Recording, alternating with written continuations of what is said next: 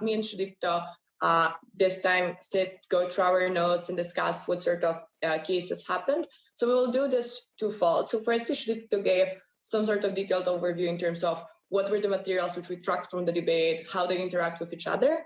And then I think I provide some sort of summary, what might be problematic to track, what might be a little bit more difficult, what was less implicit, and how to read that sort of thing. So now I will pass to Sudipta, and then I think we should be doing that in like 10, max 15 minutes, so stay with us for that.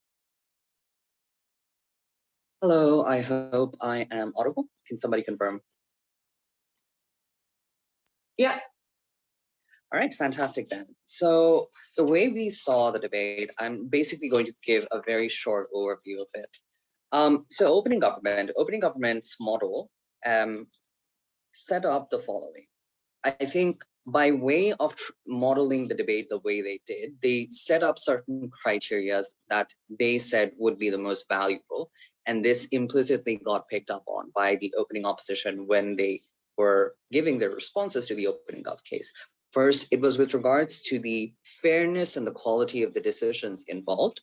Opening government said that the decisions right now are a little bit obscure because of the very nature of the owners of these different social media corporations, etc.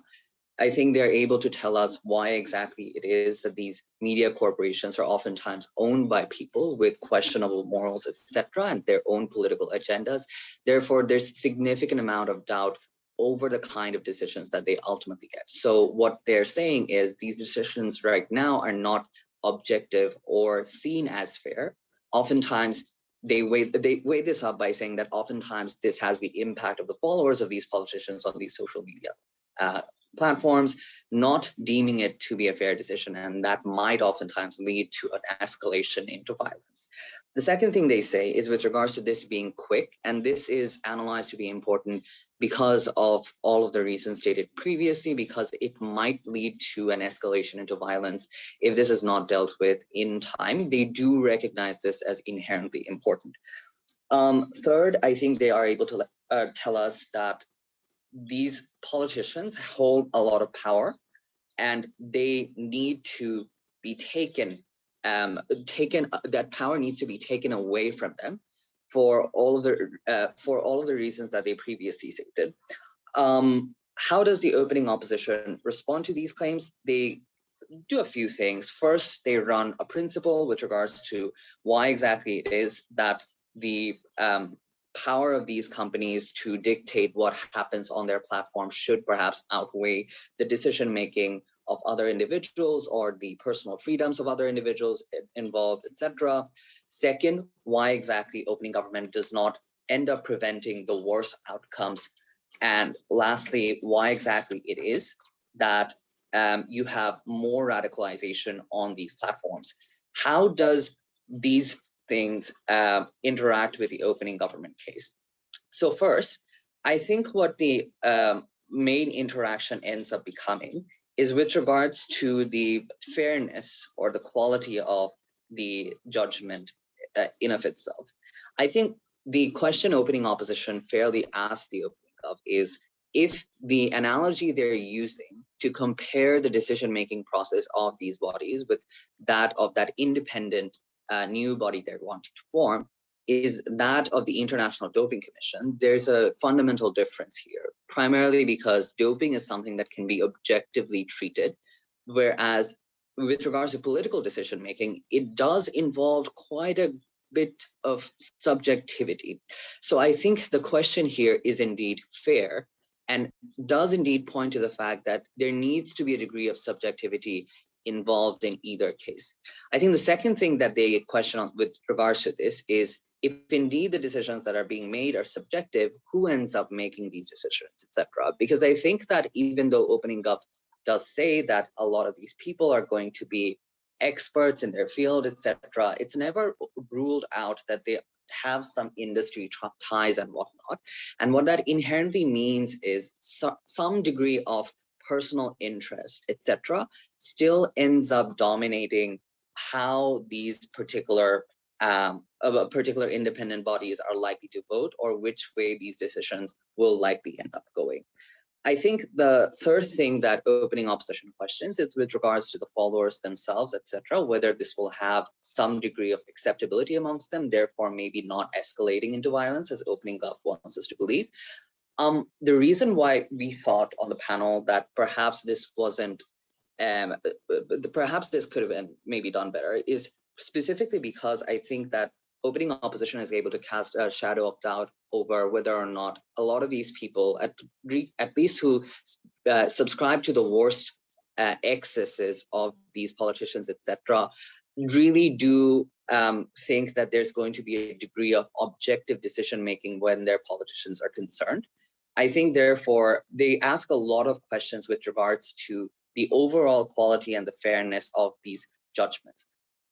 Versus when they say that the reason why right now social media companies, the way that they make decisions, etc., is already fair enough because of the way that their incentives works. It's via interactions on their platforms. It's via the more interactions, like shares they get, it's more likely that they end up with better money, etc.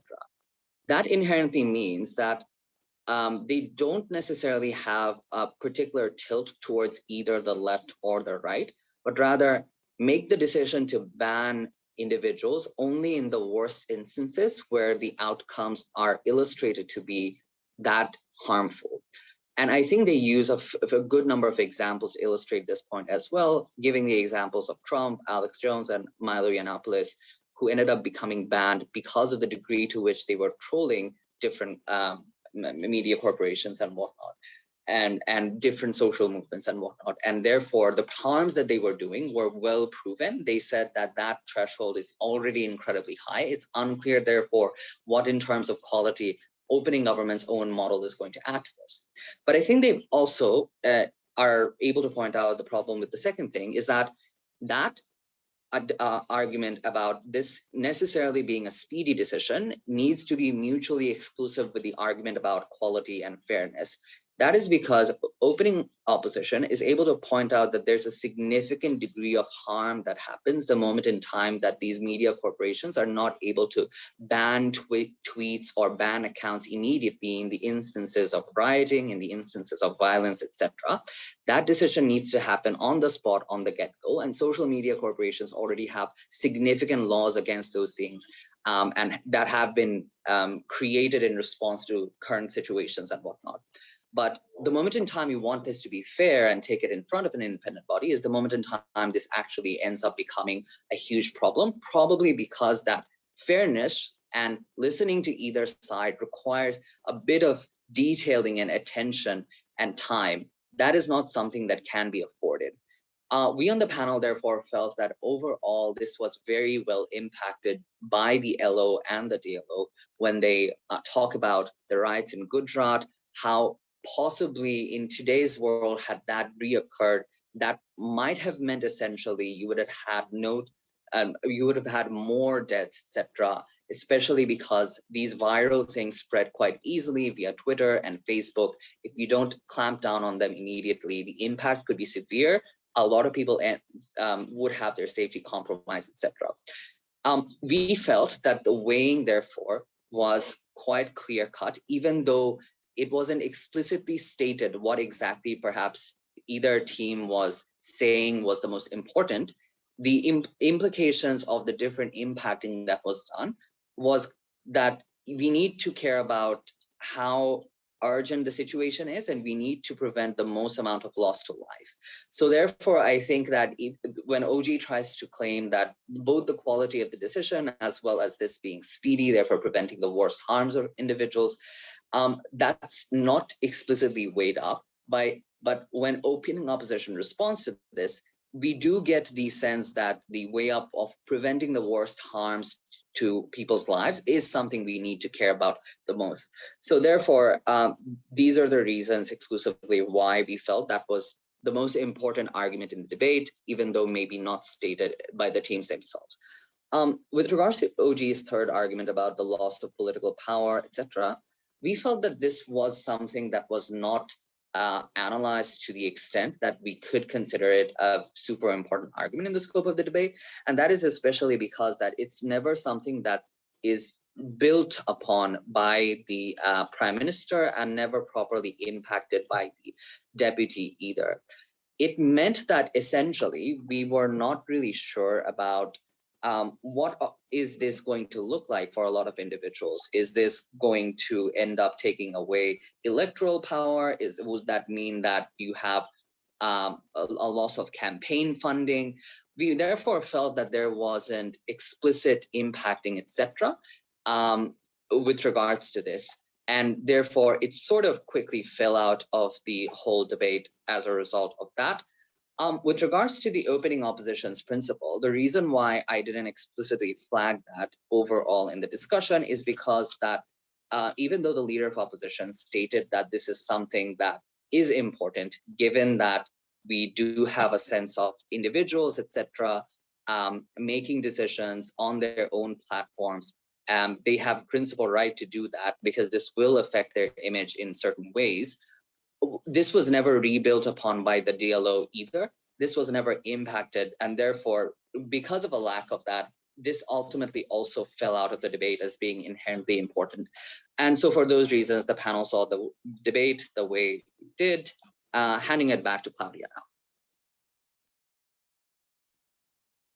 Hi, so I think the feedback about the debate was that I want to give some tracking comments and put some emphasis for the things. So firstly, I think specifically in the Prime Minister's speech, when there is said there are 4 broad reasons, I think this is also for some sort of clarity. And when you are judging and when you are giving away, it's good to explain how you view this point if you notice that, because that also help you to convince speaker that you listen to them and to do a tracking debate well. Second of all, many speakers didn't saying, here is the most important part of the debate, here is the winning metric, how you're doing this, or this is the specific clash in the debate. They are not saying that sort of words, but the way how they are engaging in the clashes. So for example, when we heard from Prime Minister that there need to be urgency, and the problem with like banning Trump was because that's happened too late, and later we hear we need to act faster. This is something which we can credit, and we're seeing that speakers take care of this. So it's not like there wasn't explicitly said what is the weighing metric in the debate. The other part is not everyone flagging the rebuttal and responses every point, like this is my third point of rebuttal. So every time when you're hearing that something is trying to disprove the claim from the other side, it's good to mark like, I don't know, R, arrow, or underline, whatever way of notes you are taking. The reason for this is because some engagement can be mitigatory, some engagement can be destructive, and some engagement might be not necessarily on point, or might miss rebuilding of your own point, or might contradict, right? So it's good to see how the interactions within debate are going. I think specifically I will use one example from this debate. So one of the clashes which showed up in the first speeches was about the arbitrariness of the decisions. Is that fair? Like who will be banned, and like if there will be not overusing of power. Then we heard from a lot, like lots of reasons why their body is also likely to be arbitrary. So even if there will be later engagement in the second speeches to show to us that the body is not perfect, comparatively, why you will have less arbitrariness on your side of the house.